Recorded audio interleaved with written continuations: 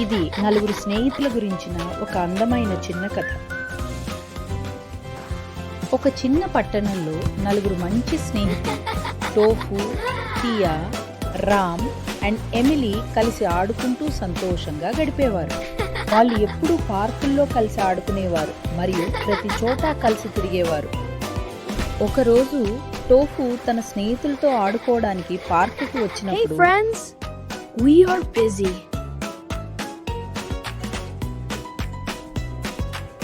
వారు అతని నుండి దూరంగా వెళ్ళిపోతారు. వాళ్ళు మా నుండి ఎందుకు దూరం అవుతున్నారు? వాళ్ళు నా బర్త్డేని మర్చిపోయారా?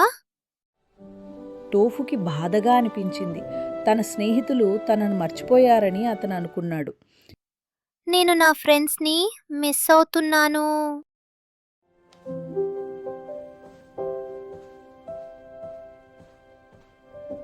నా స్నేహితులు ఈ రోజు నాతో ఆడుకోలేదు. ఏమైంది కన్నా?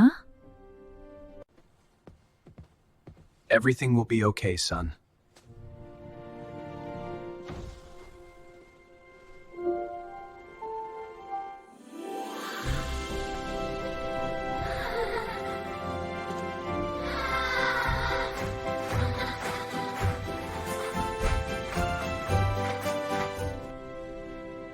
అమ్మా, థ్యాంక్ యూ.